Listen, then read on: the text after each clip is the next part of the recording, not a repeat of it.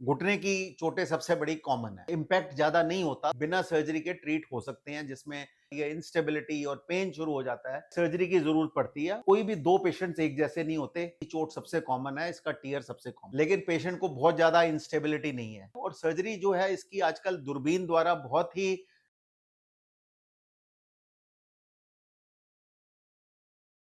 Dear friends, young age में sportsman में जब चोटें लगती हैं, खासकर फुटबॉल और ट्विस्टिंग इंजरीज जैसे होती हैं, उनमें घुटने की चोटें सबसे बड़ी कॉमन है।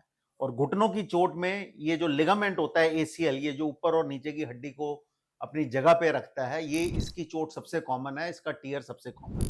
जब चोट की ज्यादा सीरियस टाइप की नहीं होती है, इम्पैक्ट ज्यादा नहीं होता, तो कई बार ये एसीएल पूरी तरह से नहीं टूटता, थोड़ा सा टूटता है।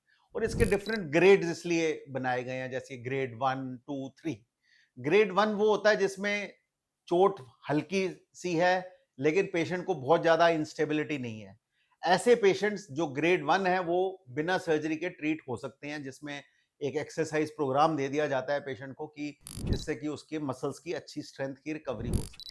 लेकिन ज्यादातर पेशेंट जिनको ग्रेड 1 से ज्यादा, जैसे ग्रेड 2 या ग्रेड 3 है, जिसमें कि घुटने में जिन पे पेशेंट्स में लचक आनी शुरू हो जाती है, इंस्टेबिलिटी और पेन शुरू हो जाता है, और खासकर यंग पेशेंट हो, तो उसमें यूजुअली जो है सर्जरी की जरूरत पड़ती है। और सर्जरी जो है इसकी आजकल दूरबीन द्वारा बहुत ही अच्छे रिजल्ट्स और रिप्रोड्यूसिबल है, और पेशेंट बहुत ही जल्दी अपनी गेम्स में वापस चला जाता है।